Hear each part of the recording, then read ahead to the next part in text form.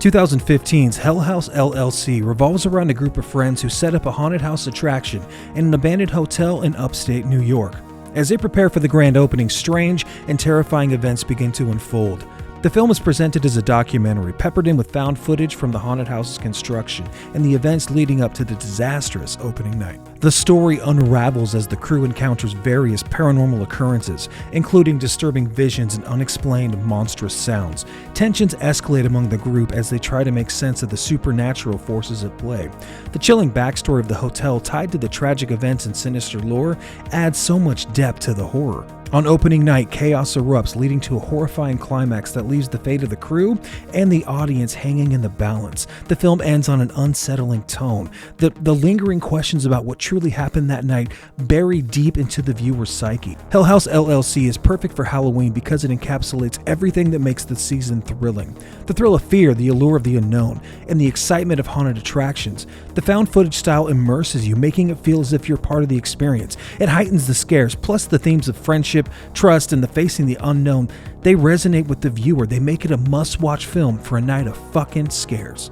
Dude, what's up, everybody? Welcome back to Beyond the Grave Media. This is Josh here, your humble narrator, checking in on you out there in YouTube land. YouTube, this is almost kind of like a Beyond the Grave, kind of like a wrapped, kind of like a weekend in review that we're going to do. We're going to do October 4th and 5th, the things that I watched over this weekend, and we're also going to get to the first Audible in the list, because when you make a list and you modify it multiple times, it's all based on mood. And let's say, God forbid, you get things in the mail and you're like, I got to switch it up. I got to watch something besides the movies I told people I was going to talk about. I'm going to try to stick to my list for the most part, but I watched, God, the Ed Gein, the Monster series comes out. You got to binge all of that in a row, right? Then you got to watch Psycho. Then you got to watch other, like Deranged. You got to watch all of these things that remind you of that. You got to listen to Slayer, Dead Skin Mask. Who the fuck am I? I don't make the rules. I just report back. Okay, so tonight we're talking about Hell House LLC and Burnt Offerings. Sticking first with probably... It's hard to rank these films because I love Burnt Offerings, but Hell House LLC is a motherfucker, dude. It is the real deal. This right here, the first film in this umbrella box set, is one of my favorite found footage movies, period. I am so in love with this film. This film has some of the most electric and intense, logic, hair-raising moments of the last 10 years, period. Hands down. Okay, I got a couple of notes here. Just the term... the Abaddon Hotel fills me with dread. Like, it makes me curious. It sounds like it's straight out of the Bible. It sounds like a demon, and that's kind of what they were going with. And that's how I feel when I watch and spend time with the Abaddon Hotel. I love everything about it. It just fucking pulls me in. It's creepy. I'm drawn to it, man, like a moth to the flame. Something about the Abaddon Hotel, it's just, I fucking love it. From the construction to the clowns to the basement to that damn piano, something about it just, I really relate to it. I love everything about Hell House LLC. So many things about this film just work, period. And I want to spend more of my time here. I could go with 8 films in this series. I wish Hell House LLC was like 4 hours long. Like, no bullshit. Just for real. I love all the characters. I love everything about this film. I love it how they decide to play it straight. I love it how they take the news story angle, a la Lake Mungo, if you will, and they kind of expand on the lore, and they give you all of these like in-person, kind of reaction, like testimonial videos that just fucking work. They kind of remind me of Horror in the High Desert, which is also excellent. This is a fucking movie right here. This has some of the best moments, dude. I lose a little bit of the world and a little bit of the lore when I watch part 2 and 3. There are things in there that I really like, especially when, we get to... There's some scenes, man, and part 2 that I really fucking like. There's stuff in Lake of Fire that it's just, there's really cool stuff that happens in it. But the decision to play it straight is just fucking incredible about this film. And the other thing that I love is I've always wanted to own my own business and put on professional haunts. True story. That's really my passion. That's what I've always wanted to do. And so when you get films like this, films like The Houses That October Built, like they hold a real near dear piece of my heart. I fucking love everything about Hell House LLC. At work, there was this one period of my life where I got to kind of design our downstairs basement. We were throwing a Halloween party, and I blacked everything out, and I put like $500 to $800 just in like you can make $800 with a work budget go a long fucking way. I already have a ton of props in my house, all kinds of spooky shit everywhere in my fucking attic, right? Always have a friend if you're going up into your attic. But Hell House LLC, it's just cool how it shows the cameras and the walkie-talkies, how they decided to kind of like frame the film up, and how they show like first person encounters of the night when people are running through the place, and you can just tell that something is real fucking rotten downstairs. There's something about those clowns, man, when they're sitting there and they just fucking look at you. It just works. It just all fucking works. I love the fucking upstairs where the girl is, and where that jump scare, man, where like our kind of like comedic relief guy, right? He's hiding under the blanket and he opens, and that's one of the best fucking jump scares in horror. Period. It just fucking is. It is so good. I love the fucking tape going off. I love the static sounds. Like, I get goosebumps thinking about the reporter at the end having to go back up into that room, and they're all just like waiting for her, like that seance. Dude, Hell House LLC, it's evil. It's fucking mean-spirited. It's nasty. It's got trigger warnings all over it, and it was just completely unassuming when I watched this film. I had no clue what to expect. If you want to say Houses of October Built is better, or even Haunt, I'm going to disagree. And I think that Houses October Built has some amazing ending scenes there, but I'm like at a loss for words, man. I'm stuttering. I fucking love you guys. I love Hell House LLC. Let's shift to Sunday night burn offerings. It all began as a summer vacation. A young family found a beautiful old house. It had secluded, spacious grounds, a large swimming pool, magnificent furnishings. So you are the people who want to rent this house? What do you mean it's $900? And then it's all out. Well, there is one other thing. It's hardly a catch. They thought it was the answer to their dreams, but it was the beginning of a nightmare. In this old house, up this staircase, behind this locked door, something lives. Something strange. Something powerful. Something evil. Stay away from that door! It will possess this woman. It will destroy this man. It will terrify this child. And no one can stop it. Burnt offerings. And now let's shift to haunted house horror. Let's move from the hotel. Let's go into a haunted location. Let's move into PG, parental guidance horror. I don't know why I'm using my hands so much. Probably because I worked all day and it was super stressful.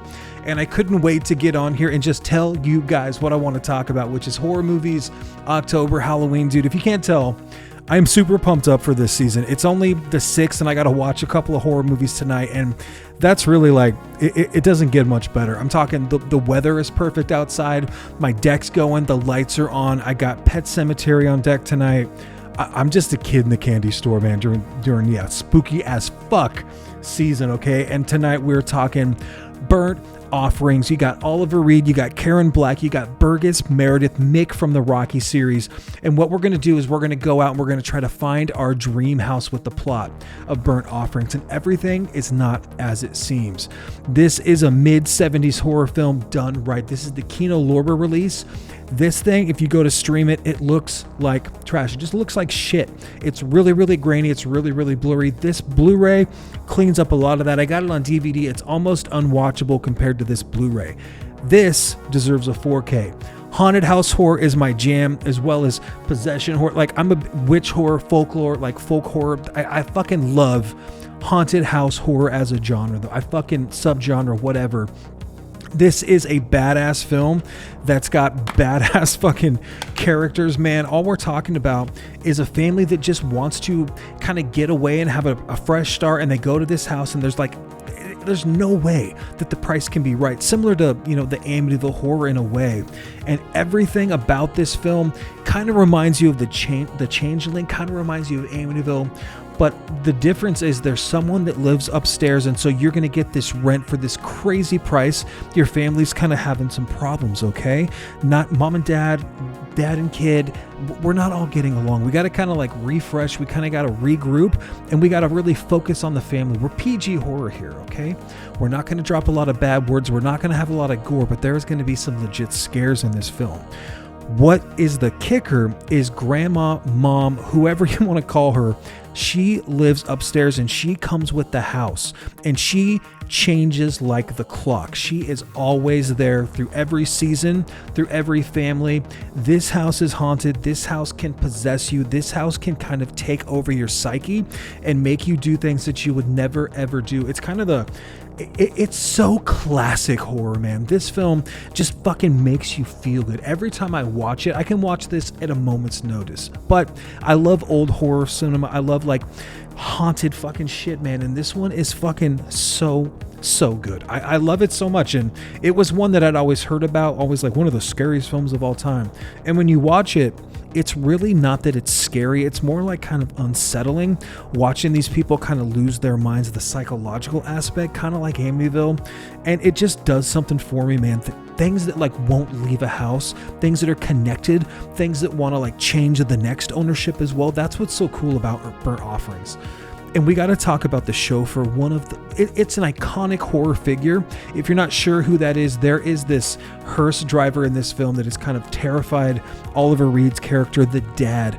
And he has these like visions and these nightmares of this chauffeur that has been haunting him his whole life. And that fucking scene in this movie, man, it's kind of similar to Poltergeist 2, Reverend Kane's character, where it's just creepy. It creeps me out. I watched this film when I was young, and I always thought that was super effective. And I just fucking love Burnt Offerings. And if you don't, well, you're wrong. And you should watch it this Halloween.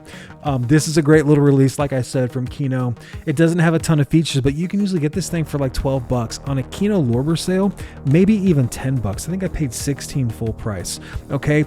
Damn good film. What else did we get to this weekend? I talked about Psycho because I watched the Ed Gein thing, and I'm hearing a lot of people talk shit about that because there's a love in. I'm not trying to spoil everything, all right? But if I've got books on Ed Gein, I got books on serial killers. I know a lot about the Ghoul of Plainfield, and I thought it was really kind of fun in a fucked up way to see us kind of like explore his psyche, explore his schizophrenia, explore like his rationale and his reasoning for doing things. And maybe that's a whole other video where we just break down the series.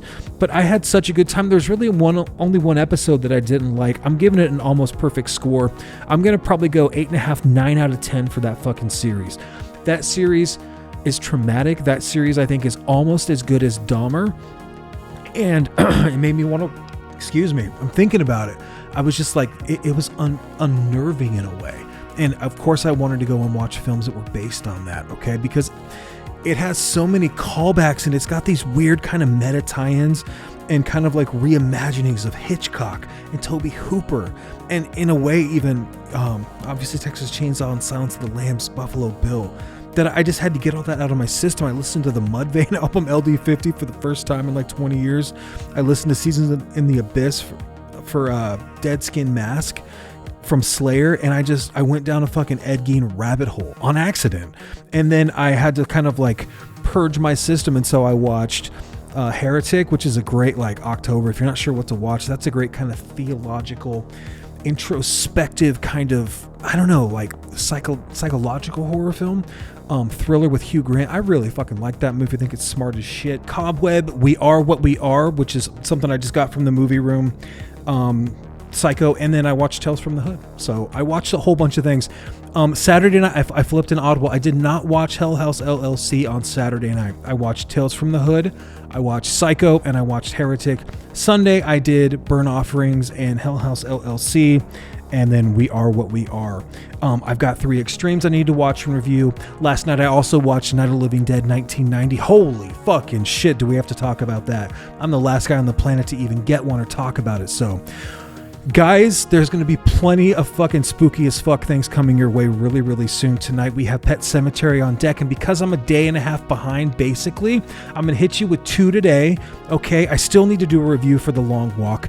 I'm debating on doing The Conjuring, and I feel like what I'm going to do tomorrow is I'm going to hit Pet Sematary, and maybe I'll do a little double feature with The Exorcist 3, but I feel like Exorcist kind of needs its own fucking whole thing. So I'll at least hit you tomorrow with Pet Sematary. Maybe I'll hit you with The Long Walk or something else. But until then, if you're new here, like, comment, Talk some shit down there to me. Do you hate these fucking movies? Is there something that you're looking forward to on the list that you haven't been revealed yet?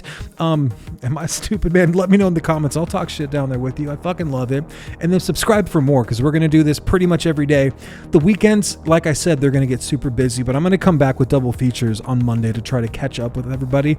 Really, those need to be triple features now that I'm thinking about it, but I didn't want to give you too many things. And then someone else in the comments had mentioned, when is part 2 coming out? I'm going to do days 16 through 31, hopefully by the end of this week.